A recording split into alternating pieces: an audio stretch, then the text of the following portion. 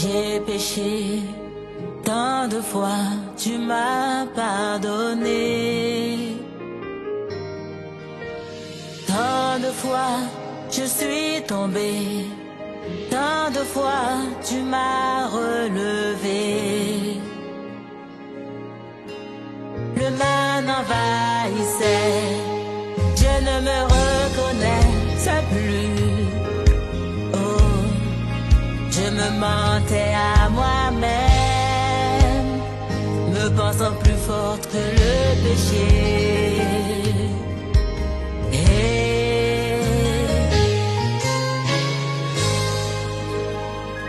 Pardon, pardon.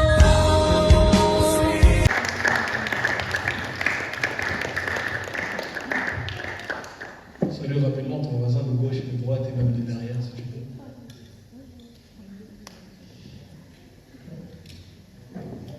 Demande-lui comment il va.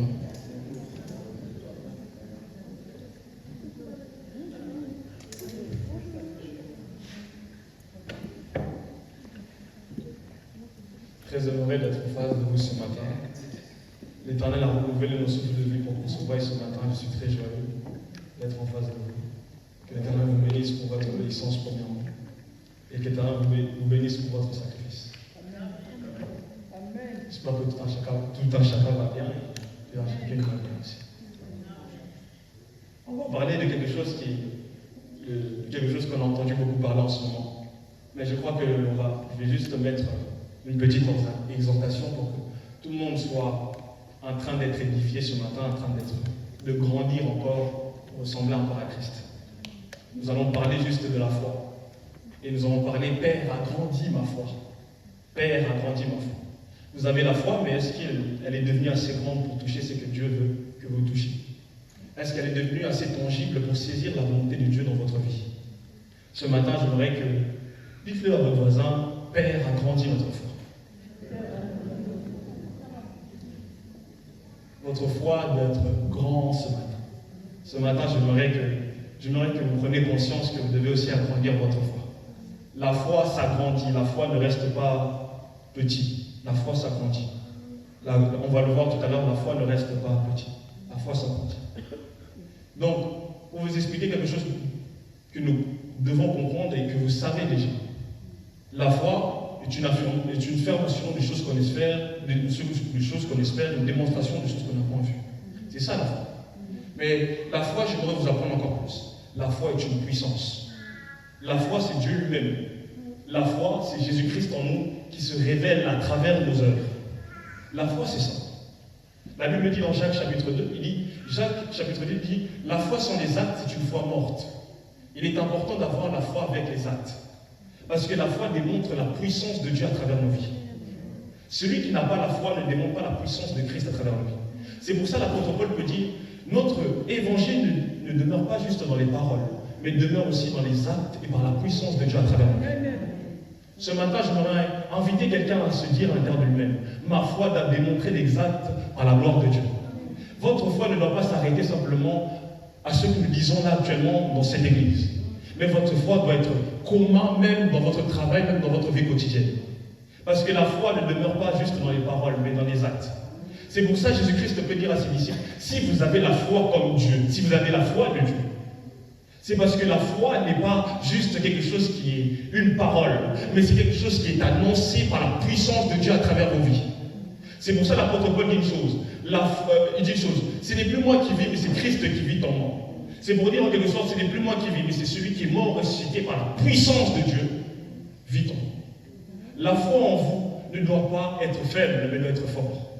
Ce matin, j'invite quelqu'un à dire, la foi en moi doit être fort parce que le Père dit, ta foi doit s'agrandir.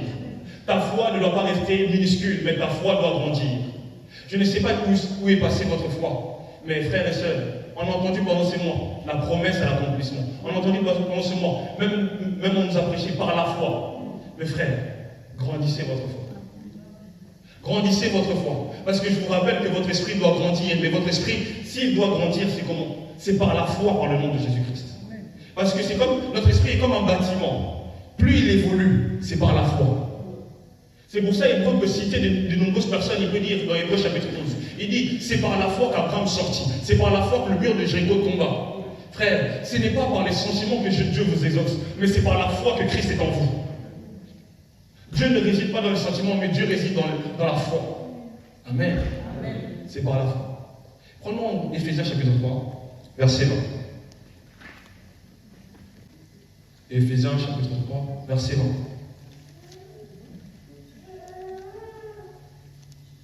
Nous sommes jeunes en puissance de Christ. Or, à celui qui peut faire par la puissance qui agit en nous infiniment au-delà de tout ce que nous demandons ou pensons. Amen. Amen. Levons-nous. Applaudissons tous pour la parole de Dieu.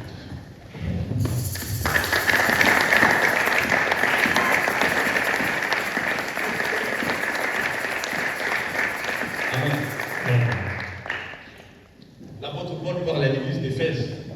Il dit, or à celui qui peut faire par la puissance qui agit en nous infiniment au-delà de tout ce que nous demandons ou pensons. La foi, l'Éternel dit, Dieu peut faire au-delà de ce que vous pensez et de ce que vous imaginez. Parce que sa puissance ne réside pas juste à l'extérieur, mais elle réside en vous. La foi, premièrement, Christ est mort pour que nous ayons la foi en lui, en sa parole.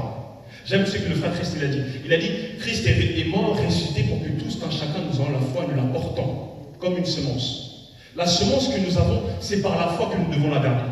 La semence que nous avons, c'est par la foi que nous devons la cultiver.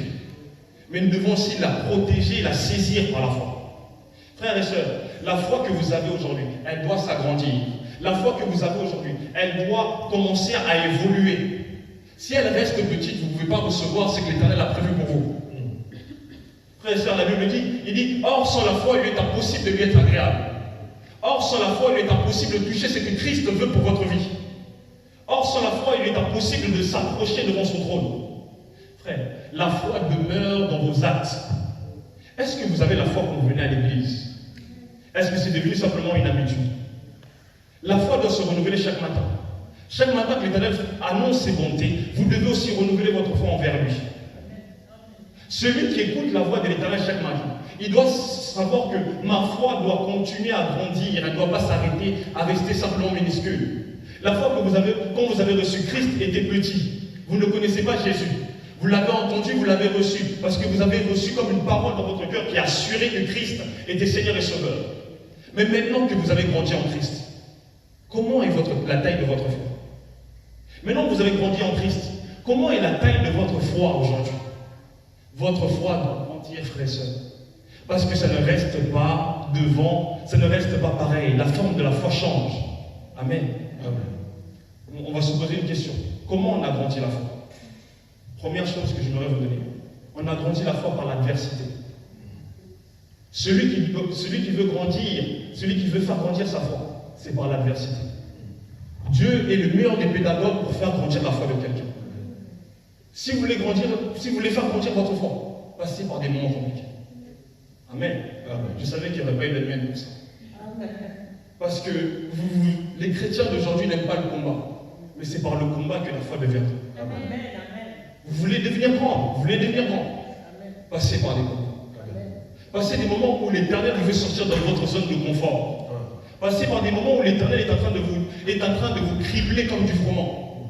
Passez par des moments où l'Éternel est en train de vous faire sentir, où vous étiez en train de vous sentir bien dans votre confort. Passez par des moments tels. Frère, l'adversité ne vous amènera jamais à la mort, mais elle vous amènera à démontrer la mort de Dieu à travers vous. Amen. Jean chapitre 11. Christ est en train de parler à des ses disciples. Il apprend que Lazare est mort.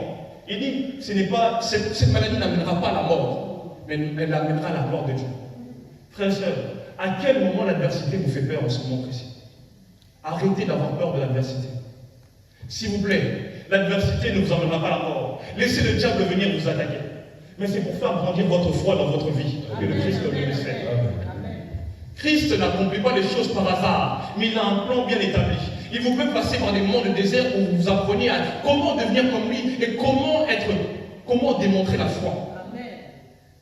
La foi, elle a besoin de l'adversité. Sinon, comment David a reçu qu'il aurait eu le pouvoir de tuer Goliath? Comment Salomon aurait eu la possibilité de comprendre que je peux faire une prière dans le temple et toute une nation peut en bénéficier depuis des siècles? C'est par la foi. Si vous n'avez pas la foi, l'adversité vous tuera. Aujourd'hui, je viens enseigner quelqu'un. Je dis, si tu n'as pas la foi, l'adversité te tuera. L'adversité t'étouffera. Frère, je voudrais vous donner même un sous-point. Je prie Dieu que Dieu vous donne la possibilité d'être abandonné par votre proche. Amen. Amen. Vous voyez, il n'y a pas d'amen. Parce que c'est ça. Vous ne voulez pas être abandonné, mais vous voulez vous confier aux hommes. Il y a un homme dans la Bible qui dit, le psalmiste dit une phrase merveilleuse. Il dit, je me réjouis à la vie de mes adversaires. Parce qu'il savait que l'Éternel sortira comme le Rédempteur de sa vie. Mais regardez-vous, vous confiez à des hommes ils savent pas si demain ils auront un lendemain. S'il vous plaît, frères et sœurs, ne vous confiez pas aux hommes. Est-ce qu'on peut voir Psaume 118? Est-ce que tu peux lire Psaume 118?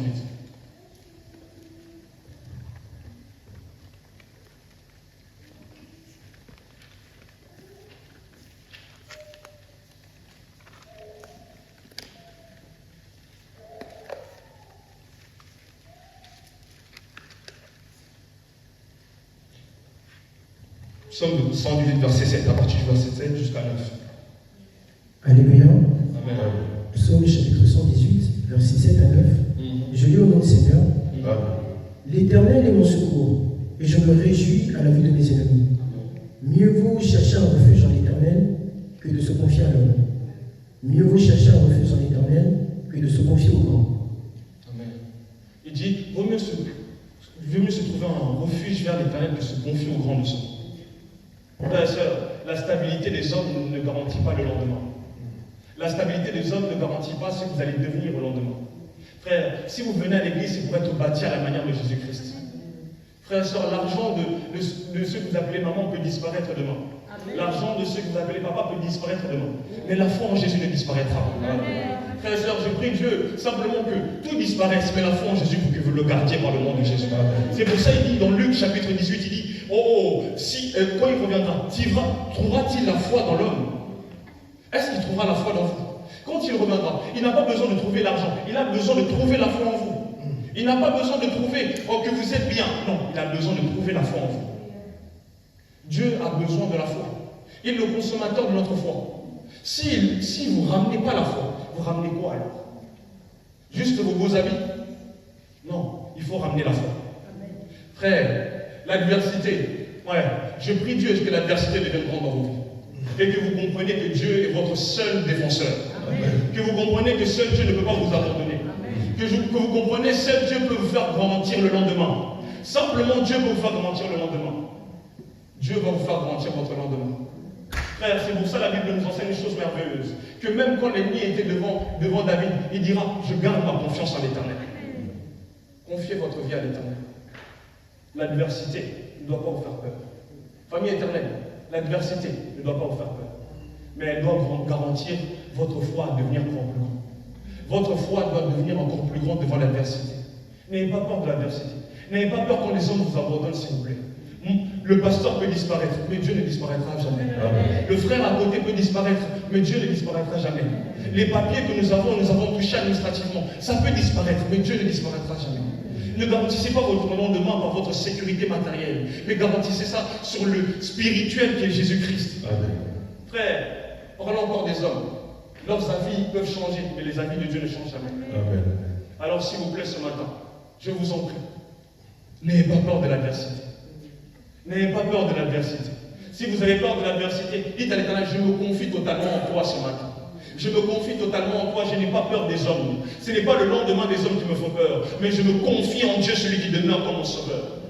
Vous savez, David dit une phrase merveilleuse. Il dit, d'autres s'appuient sur leur char, d'autres s'appuient sur leurs chevaux. Mais nous invoquons le nom de l'Éternel. Frère, on n'a que le nom de l'Éternel. Je ne sais pas qu'est-ce que vous avez, mais nous avons le nom de l'Éternel. Moi, dans ma famille, on m'a montré le nom de l'Éternel. Moi, dans mon église, on m'a montré le nom de l'Éternel. Je ne sais pas qu'est-ce que tu as, mon frère, je ne sais pas qu'est-ce que tu as, ma soeur, mais nous n'avons que le nom de l'Éternel. Amen. Amen. Deuxième point que je voudrais vous donner. Comment on grandit notre foi? On grandit notre foi. On grandit notre foi. La foi ne réside pas dans les émotions. Quand je dis que la foi ne réside pas dans les émotions, je parle directement de l'exaucement. Parce que la Bible nous fait comprendre que c'est la foi qui donne l'exaucement de Dieu. Donc celui qui vient dans la présence de Dieu, qui veut être exaucé, ne doit pas être garanti que c'est ses émotions qui vont le garantir l'exaucement de Dieu. Non, c'est ta foi qui garantit l'exaucement de l'Éternel. Ce matin, j'aimerais dire à quelqu'un, oublie ta tristesse, oublie tes problèmes. C'est ta foi qui garantit l'exaucement de l'Éternel. Vous savez, il y a une chose merveilleuse qui nous apprend. La Bible nous apprend une chose merveilleuse. La Bible nous apprend dans Luc chapitre 1. Il nous apprend que l'ange de l'Éternel apparaît devant Marie. Il dit, Marie, je te bénis, Marie, toi qui as été bénie parmi les femmes. Mais il lui relate l'histoire de sa parenté, qui est Élisabeth. Il dit, Élisabeth, elle explique, il lui raconte l'histoire comme si elle ne connaissait pas Élisabeth, l'ange. Mais il dit une phrase merveilleuse, il dit, Élisabeth, elle était stérile, mais l'Éternel lui a donné un enfant. Mais il dit, regardez la réponse de Marie. Marie dit, tout est possible à Dieu. Tout est possible à Dieu. Vous savez pourquoi? Parce que ce n'est pas par les émotions que ça se passe, mais c'est par la possibilité de la compréhension de la parole de Dieu. Celui qui demeure en Dieu ne doit pas mettre sa foi dans les émotions, mais dans la parole de Dieu. Parce que Dieu ne réside pas dans les émotions et dans les sentiments, mais il réside dans sa parole. Il réside dans sa parole. Il n'exauce pas vos sentiments que vous ressentez, mais il réside dans sa parole. Oui, Dieu est compatissant, mais Dieu ne compatit pas par votre problème, il compatit par la foi. Amen. Il est la réponse idéale de votre foi. Celui qui a la foi doit grandir, enlève les émotions, grandit dans le spirituel, devient un homme de foi et une femme de foi. Je vous ai dit, ce matin, je vous ai dit qu'il y a la foi de Dieu. Dieu demande une foi comme lui. Frère, la foi en lui, ça demeure comment? Ça reste parce que vous avez enlevé vos émotions. J'aime une phrase d'un homme de Dieu qu'on peut voir dans YouTube. Il dit, les sentiments mentent. Mes frères, la foi en l'Éternel ne ment jamais. Parce que vous avez mis votre foi dans la parole de Dieu. C'est en Jésus qu'on pose notre foi. C'est en Jésus qu'on met notre fondement. Est-ce que vous avez déjà entendu Jésus mentir? Est-ce que vous avez entendu Jésus dire que c'est impossible pour moi? Mais au contraire, il dit tout est possible à celui qui croit. Amen. Tout est possible à celui qui reçoit la parole et il la dirige dans son cœur, il le garde et il la préserve. Et il continue à le cultiver. Tout est possible à celui qui croit. Ce matin, je vais encourager quelqu'un. Tout est possible à toi qui as un problème. Tout est possible à toi qui se dit, mais où est l'Éternel? Tout est possible à toi. La question, c'est ta foi. La question, c'est ta foi. Mais où est notre foi, frères et sœurs? Nos émotions sont devenues quelque chose de primordial. Je ne dis pas que c'est mauvais. Paul en parle. Il dit qu'il y a les mêmes sentiments que Christ avait. Les sentiments, nous devons les avoir en Christ, non pas charnellement. Parce que si nous avons nos sentiments charnellement, ça nous amène à la mort. Frère, les sentiments amènent à la mort. Mais les sentiments en Christ, ça demeure dans sa présence. C'est parce que nous suivons sa présence que nous avons les mêmes sentiments que lui. Celui qui a les sentiments de Christ demeure dans sa gloire. Amen. Ça va? On continue.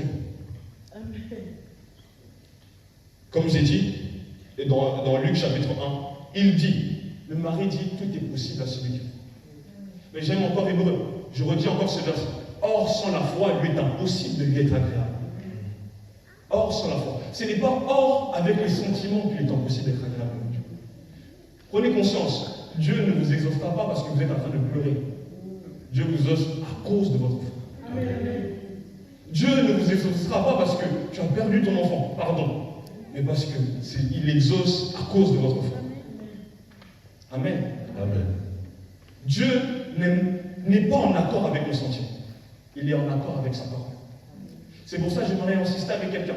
Grandis dans la parole que tu tiens. Que tu ne tiens pas juste le dimanche, mais tiens-le tous les jours. C'est pour ça qu'il dit à Josué, oh oui, que ce livre ne s'éloigne pas de toi. Médite le jour et nuit et tu auras du succès dans tes entreprises. Parce que la foi ne réside pas dans les sentiments, mais réside dans l'application de la parole. Amen. Amen. Si vous appliquez la parole, il est derrière sa parole pour l'accomplir. Vous savez, il y a une chose merveilleuse qui se passe. Jacob vole le droit d'aînesse d'Ésaü. Il vole son droit d'aînesse. Mais comment Isaac ne reconnaît pas Jacob? Parce qu'il a porté le manteau d'Ésaü. Il a porté l'odeur d'Ésaü. C'est de même ce que Dieu fait. Jésus est venu sur la terre, il nous a fait porter l'odeur de Jésus. Il est venu sur la terre, il nous a fait comprendre que quand vous allez devant la face de l'Éternel, Dieu ne vous exauce pas à cause de vos pleurs, mais il vous exauce à cause de ce que vous êtes en train de porter. C'est ça la possibilité. Dieu ne nous ose pas à cause de vos problèmes, mais à cause de ce que vous portez à l'intérieur de vous. Il agit infiniment au-delà de ce que vous pensez, à cause de ce que vous avez à l'intérieur de vous. À l'intérieur de vous, c'est qui? Jésus. Et si ce n'est pas Jésus qui vient à l'intérieur de vous, comment vous pouvez être exaucé?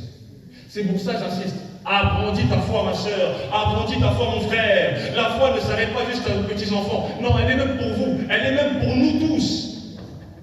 Agrandissez votre foi. Frères et sœurs, cette histoire nous apprend une chose merveilleuse. Christ est venu juste nous faire porter les habits de sa gloire. Pour que quand le Père descend, il nous voit. Il dit, qui est en train de prier? Il entend notre voix, mais il voit Jésus. C'est pour ça que je prie ce matin que nous grandissons dans la foi et dans la prière et dans l'application de la parole. Amen. Celui qui veut grandir doit connaître la parole. Celui qui veut grandir doit connaître que dans la Bible il dit rien n'est impossible à celui qui croit. Rien n'est impossible à celui qui demeure en Christ. La Bible dit une chose merveilleuse. Ce qui est né de Dieu et ce qui est né de Dieu triomphe du monde. Tu dois connaître ça. Tu dois connaître ça. Parce que la victoire marche à tes côtés. Tu es plus que vainqueur en Jésus. Amen. Amen. Amen. On va prendre Marc chapitre 9, verset 20. Marc chapitre 9, verset 22 à 23. Nous connaissons toute cette histoire. Mais je lis à partir du verset 22. Il dit, et souvent l'Esprit la jeta dans le feu et dans l'eau pour le faire périr. Mais si tu peux quelque chose, viens à notre secours et compassion de nous. Jésus lui dit, si tu peux, tout est possible à celui qui croit. Aussitôt le père de l'enfant s'écria, je crois, viens au secours de ma incrédulité. Amen. Amen. Comme je l'ai dit, je crois que vous connaissez cette histoire. Et fortement dans cette histoire, la Bible dit que le père venait présenter son enfant aux disciples. Ses disciples n'ont pas eu la capacité de chasser le démon. Mais quand il a dit, je veux voir le grand maître, Jésus, il dira simplement, parfois il explique les conditions de son enfant. Mais il y a quelque chose de merveilleux qui commence à partir du verset 23. Il dit simplement, aie compassion de moi. Frère, vous avez entendu, il a dit, aie compassion de moi. Mais regardez la réponse de Jésus. Il dit, si tout est possible, si seulement tu crois, tout sera possible au nom de Jésus. Tout est possible à celui qui croit. Je vais même le relire pour ne pas dire de bêtises. Il dit, verset 23, il dit, Jésus lui dit, si tu peux, tout est possible à celui qui croit. Il ne dit pas, j'ai eu compassion de toi. Je suis rentré dans tes sentiments. Non. Il dit, tout est possible à celui qui croit. Tout va s'accomplir. Frère, ce matin, je le redis, Dieu ne t'exaucera pas à cause de tes sentiments, mais à cause de ce que Christ a mis en toi. Amen. Si tu crois en lui, l'Éternel exaucera par le nom de Jésus. Amen. Frère et sœur, la Bible dit que frère, il n'a pas eu besoin de parler longtemps. Dieu n'a pas eu besoin de parler longtemps. Et la Bible dit qu'il menaça le démon et le démon sortit. La Bible dit qu'il n'a pas chassé, il menaça le démon. Pour que un conseil pour nous qui sommes la plupart dans la jeunesse, pour que vos dons se manifestent, il faut que la personne qui vous a appelé ait foi en vous aussi. Amen. Si la personne à vos côtés n'a pas foi en vous, ça ne marchera peut-être pas. Parce que la personne manque de foi. C'est pas parce que vous n'êtes pas assez scientifique, non. C'est parce que la personne manque de foi à côté de vous. Frère, parfois il est temps de comprendre que si vous demandez un miracle à Jésus, allez jusqu'au bout avec lui. C'est nous qui arrêtons le processus avec Dieu. Ce n'est pas Dieu qui arrête le processus avec nous. S'il vous plaît, le processus divin ne s'arrête pas. Il s'accomplit certainement et fidèlement depuis sa promesse. Le processus divin ne s'arrête pas en plein milieu. Il s'accomplit. Amen. Je sais que l'Éternel, ce n'est pas à notre humeur qu'il accomplit. Mais je voudrais vous apprendre une histoire. Comme vous êtes en train de voir, je parcours beaucoup la Bible. Dans Actes des Apôtres, la Bible nous apprend une chose. La mort d'Étienne. La mort d'Étienne. Étienne, frères et sœurs, il était un homme rempli de puissance. Mais la Bible dit qu'il n'était ni pasteur, ni apôtre, ni prophète. Il était simplement frère. La Bible dit qu'il était rempli de puissance du Saint-Esprit. La Bible dit qu'à un moment, il l'évangélisait dehors. Et les pharisiens ont entendu. Par l'accord de l'apôtre Paul, ils ont dit quoi? Par l'accord de Saoul, à l'époque, ils ont dit on va le lapider. Ils lapidèrent Étienne. Mais il y a une chose merveilleuse que nous devons apprendre. Étienne n'a pas regardé à demander pardon à l'adversaire, mais il a gardé foi en l'Éternel. Étienne, la Bible dit quelque chose de merveilleux. Étienne dira même, je vois Dieu venir avec ses anges descendre. Frères et sœurs, ce matin, ce n'est pas les hommes qui vous confirment quelque chose, mais c'est Dieu qui vous confirme dans le cœur. Pendant que les hommes sont en train de vous jeter des pierres, gardez les sentiments de l'Éternel et non des hommes, s'il vous plaît. Parce que c'est Dieu. La Bible dit que Étienne avait vu l'Éternel en train de descendre, frère et soeur. Il voit sa mort, mais lui dit, je garde les yeux rivés vers l'Éternel. Il garde les yeux rivés vers l'Éternel. Parce que Étienne avait compris que sa foi ne réside pas dans les hommes, mais elle réside en Dieu. Amen. Amen. Troisième point que je vais vous donner ce matin. La foi s'agrandit parce que votre intimité avec Dieu s'agrandit. La foi, c'est quelque chose. La foi est une ferme assurance. Une ferme assurance. Vous faites confiance à votre banquier, non? Oui, moi. Bien, la plupart qui a un compte bancaire, vous faites confiance à votre banquier, mais d'accord? Oui. Amen. Est-ce que vous le connaissez? Non. Voilà. Mais vous connaissez Jésus, vous venez chaque dimanche, vous vous doutez encore. Pas d'amen. Amen.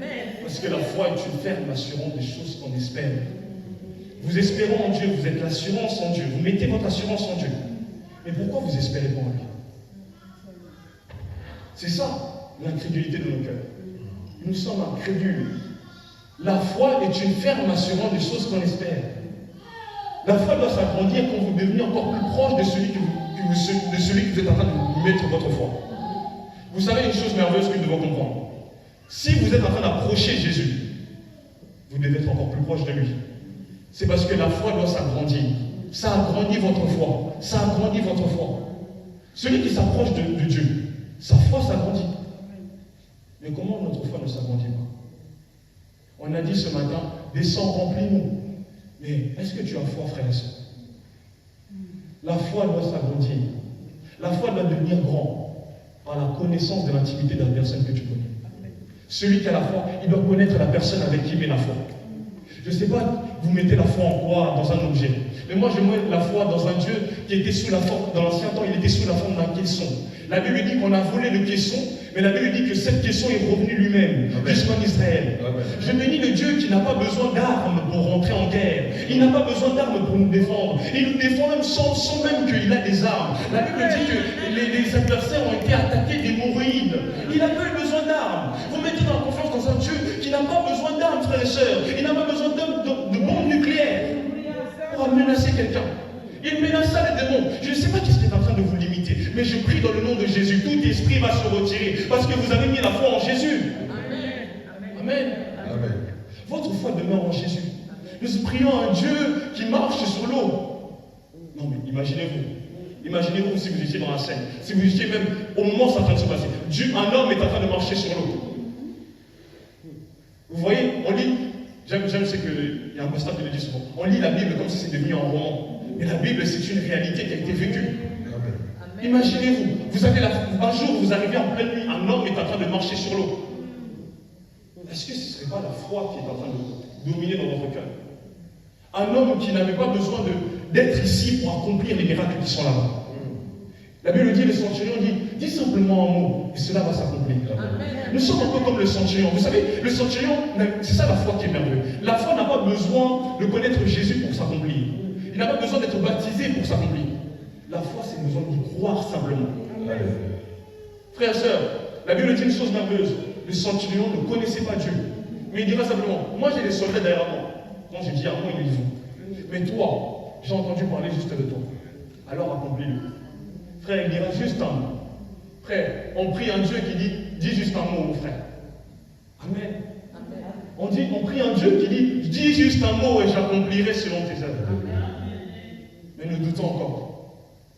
Frère, connaissez Dieu, approchez-vous de Dieu, et vous approchera de vous. Je ne sais pas qu'est-ce qui réside dans votre cœur, mais Dieu veut que vous agrandissiez votre foi. Mais il veut d'abord que vous agrandissiez votre intimité avec lui. Dieu, si vous faites confiance à votre bonté, que vous n'êtes même pas proche, imaginez-vous si vous êtes proche de Dieu. À plus forte raison. Vous faites confiance à un médecin qui a fait 8 ans de médecine, mais qui n'a pas l'assurance de vous garantir la guérison. Mais nous faisons confiance à un Dieu qui a la guérison entre ses mains, qui peut nous bénir, qui peut dire simplement sois guéri et va rentrer chez toi. Vous faites confiance à quelqu'un qui a pris juste 2 ans de bac plus 2, assurance, des choses comme ça. Mais il ne peut pas vous garantir la stabilité. Mais Dieu vous garantit la stabilité ce matin. Au-delà de ça, je prie Dieu, il vous garantit aussi l'évolution. Simplement. Amen. Amen. un second que j'aimerais vous donner. Si nous devons grandir dans notre intimité avec Dieu, mais la foi, ça grandit aussi dans l'adoration.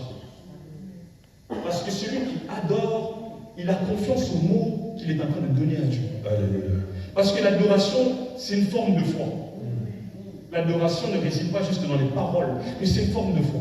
Quand vous vous mettez à genoux, vous avez foi que Dieu est là, non? C'est de même. Parce que celui qui adore doit comprendre que l'adoration qui monte dans mon cœur, c'est toute ma foi que je suis en train de m'offrir. C'est pour ça qu'il dit que c'est par la foi qu'Abraham offrit Isaac. Parce que Abraham avait offert son meilleure adoration. Sa meilleure adoration, c'est pour son fils. Frère, votre foi doit faire grandir votre adoration.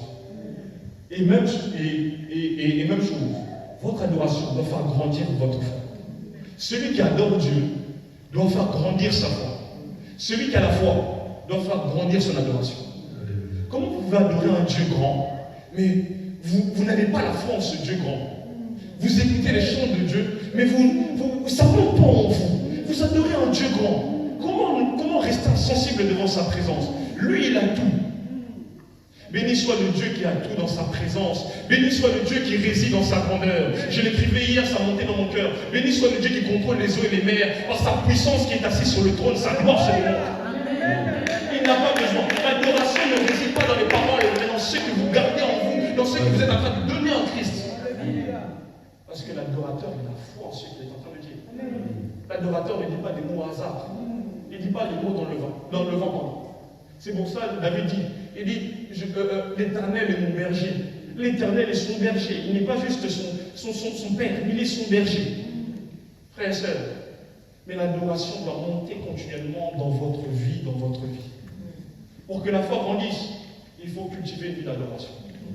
En ce moment, depuis du mois, j'étais en prière. Et il y a des moments où les sujets sont finis. Mais c'est ton moment de prière, tu dois prier. Adorer. Je disais ça à une sœur de l'église. Je le disais, simplement, pourquoi tu n'adores pas Dieu? Pourquoi vous n'apprenez pas à adorer Dieu? Il est Dieu. Je ne sais pas si on comprend. Dieu. Il prend le statut de Dieu. D-I-E-U. Dieu. Il est Dieu.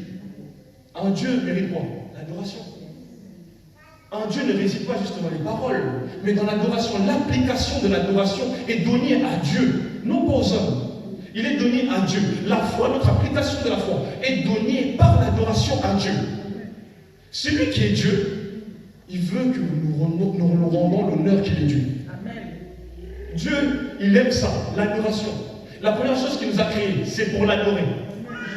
Si nous ne savons pas l'adorer, nous faisons mourir toute chose que l'Éternel nous a donnée. L'adoration. Amen. Amen. Deuxième sous-point que je m'en vous donner, c'est que c'est la connaissance qui vous fait grandir aussi dans la foi. La connaissance de la parole. Je vous l'ai dit tout à l'heure, mais je suis allé un peu vite. Celui qui a la connaissance de la parole, il grandit aussi dans la foi. La Bible dit, j'aime oser ce qu'il dit. Il dit, mon peuple périt à cause du manque de connaissance. On peut même le changer. Mon peuple périt à cause du manque de foi. Tu veux adorer Dieu. Tu veux connaître Dieu. Ouvre ta Bible. Parce que Dieu réside dans ces paroles-là que tu es en train de te dire. Frère, Dieu, la connaissance doit monter. La connaissance doit monter pour faire grandir ta foi. Si ta foi n'est pas forte, c'est parce que la parole n'est pas encore forte et visible en toi. La foi doit rester, consommable pour Dieu, pour la gloire de l'Éternel. À chaque moment que vous êtes en train de vivre, votre foi doit rester consommable. Frère, même quand ça va mal à la maison, votre foi doit rester consommable. Parce que la foi ne réside pas dans les sentiments comme je l'ai dit. Elle ne réside pas dans ce que vous êtes en train de voir et de ce que vous êtes en train de regarder. Non, elle réside dans la volonté d'être agréable à l'Éternel. Vous voyez? On parle même d'être agréable à l'Éternel. C'est déjà un sacrifice qu'on met pour donner à Dieu. C'est l'adoration. Parce que c'est ça la connaissance de Dieu. La connaissance de Dieu vous amène à adorer. La connaissance de Dieu vous amène à connaître Dieu. Il y a une pensée qui monte dans le cœur. Je m'en vais me le partager. Celui qui adore, celui qui est agréable à l'Éternel, doit cultiver une vie d'adoration. Essayons de cultiver une adoration. Non, même pas essayer. Cultiver une vie d'adoration. Quand vous réveillez le matin, dis merci juste à l'Éternel parce que tes membres bougent. Tes membres bougent. Il y a des personnes, les membres ne bougent pas. C'est déjà un miracle que l'Éternel a fait. Ne laisse pas le diable étouffer la foi que tu as en la foi. Parce que le diable combattra la première chose que vous avez. La foi en Jésus. C'est ça qui exauce les prières. Ce n'est pas autre chose. Ce n'est pas des sujets du pasteur qui exauce. Non, c'est la foi en lui. C'est la foi en Jésus qui exauce. Amen. Amen. La foi en Jésus. C'est la foi en Jésus qui exauce. Et si ce matin, nous grandissons en toi, je ne sais pas. Il y avait une chose qui a été montée à l'esprit. Il m'a dit, parle à 3 types de personnes ce matin. Il y a des personnes, surtout, peut-être dans l'assemblée. Ça fait trop longtemps que vous attendez quelque chose. Et ça a tué votre foi. Ce matin, je vous encourage. Ne laissez pas le temps vous tuer. Mais confiez votre espérance en ce Dieu qui a donné la promesse. N'espérez plus en la promesse, mais espérez au Dieu de la promesse. Parce que Dieu ne réside pas juste simplement dans la promesse. Mais il est plus grand que ça.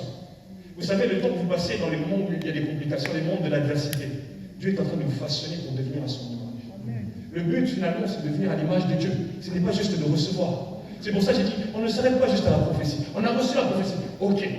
Mais qu'est-ce qu'on en fait? Famille éternelle, j'aimerais vous emmener là où l'Éternel veut.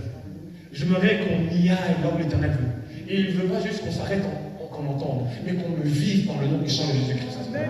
Comme la femme de plein de sang. Elle a vécu ce qu'il est en train de dire.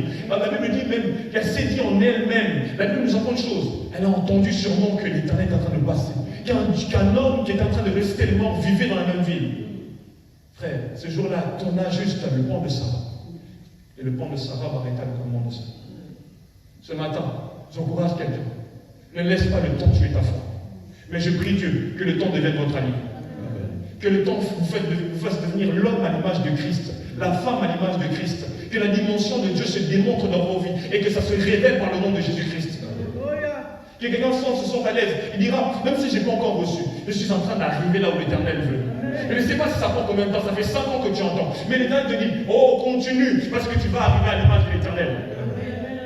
S'il vous plaît, famille éternelle, nous sommes en train d'aller à l'image de Dieu.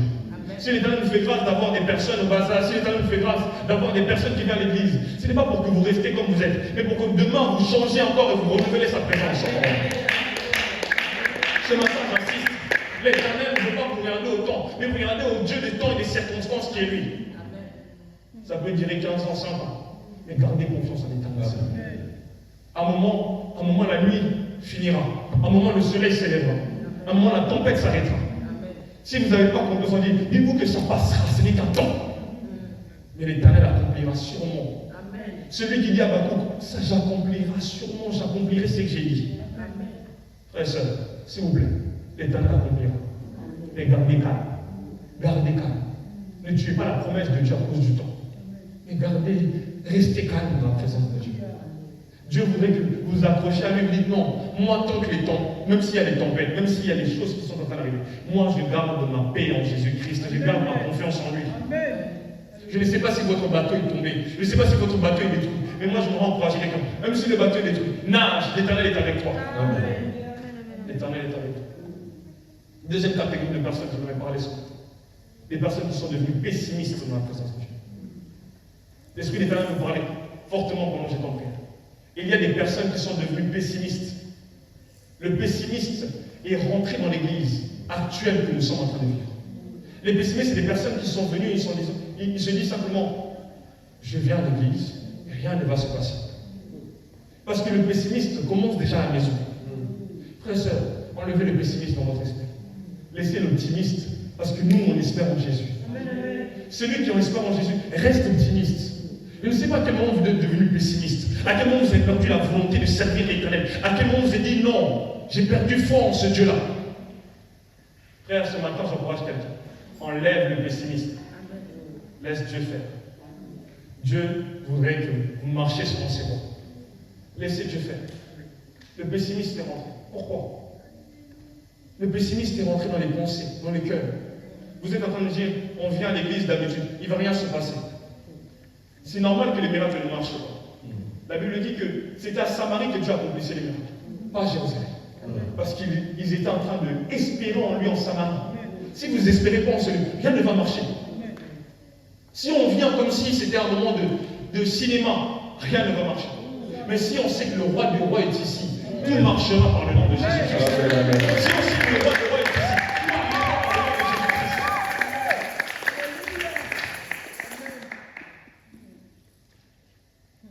ça on arrivera à sauver. Tout marchera par le nom de Jésus-Christ. Parce que le pessimiste doit se retirer. Frère, arrêtez d'être pessimiste. Je prie simplement que l'optimiste commence à rentrer dans celui. L'espérance en Jésus. Celui qui est optimiste espère en Jésus. Celui qui devient quelqu'un qui dit non, ça va aller. Il espère en Jésus. Frères et sœurs, surtout vous qui êtes jeunes, vous qui n'avez pas encore rentré dans la vie adulte, espérez, agrandissez votre foi en ce moment précis. Mettez vraiment l'encre sur votre vie. L'encre de votre vie doit être Jésus. Vraiment réellement. Amen. Amen. Troisième type de personnes que je vais encourager ce matin, c'est des personnes qui ont gardé foi en Jésus. Amen. Qui ont gardé foi en Jésus malgré les tempêtes. Je vous prie que votre foi vous emmène là où Christ vous attend. Amen. Gardez foi en Jésus. Amen. Même si la taille des combats devient longue, mais gardez foi en Jésus. J'aime ce que la Bible m'enseigne. Hébreux chapitre 11. Il dit même une chose merveilleuse. Il dit même, le temps me manque de mentionner toutes ces personnes qui avaient la foi. Frère, j'ai pris Dieu. Simplement que l'Éternel accomplisse ce que vous êtes en train de mettre dans votre cœur comme espérance en lui, pour que la gloire de Dieu se manifeste dans votre vie. Parce que c'est par la foi que Anne a reçu l'enfant. Ce n'est pas par l'envie de Anne-Cana, mais c'est par la foi. J'ai pris Dieu simplement que la foi reste consolidée auprès de vous. La foi demeure, parce que n'abandonnez pas. La foi est une espérance, c'est une puissance. Je l'ai introduit tout à l'heure. La foi est une puissance que Dieu a mis en vous. La foi est une puissance que Dieu a mis en vous. S'il vous plaît, la foi est une puissance. Alors si tu avais commencé ton chemin avec l'Éternel, même si tout n'est pas rose, continue à marcher. Je prie même pour quelqu'un qui est en train de voir des javelots se tenir devant lui. Quelqu'un qui est en train de connaître quelque chose de menaçant. Laisse l'Éternel, il combattra pour toi. Sabaoth combattra pour toi. Ne sais pas qui est en train de pleurer, mais Sabaoth combattra pour toi. Sabaoth agira pour toi. Je prie ce Dieu qui n'a pas besoin, on l'a dit tout à l'heure, il n'a pas besoin d'armes, il n'a pas besoin d'avoir des javelots pour combattre. Lui, il dit un mot et c'est fini. C'est pour ça, frères et sœurs, Balak peut venir maudire les enfants d'Israël, mais quand Balak vient devant la montagne, il dit non, je ne peux maudire ce que l'Éternel a béni. Frère, l'Éternel vous a béni. La Bible dit une chose merveilleuse, vous êtes plus que vainqueurs en Jésus-Christ. C'est qui est né de Dieu, triomphe du monde. Amen. Vous êtes né de Dieu, vous avez reçu le Seigneur Jésus-Christ comme Seigneur et Sauveur. Même si vous n'avez pas passé par les eaux du baptême, vous l'avez reçu dans votre cœur. Pourquoi vous êtes assis là alors? Vous l'avez reçu. Alors assurez-vous que l'Éternel défendra quoi qu'il arrive. Vous êtes ce troisième type de personne que l'Éternel vous a vu. Il a vu votre foi. Il est en train de le consommer. Alors continuez à marcher. Que personne n'arrête votre course. Famille éternelle, que personne n'arrête notre course. Parce que la foi doit rester dans cette église.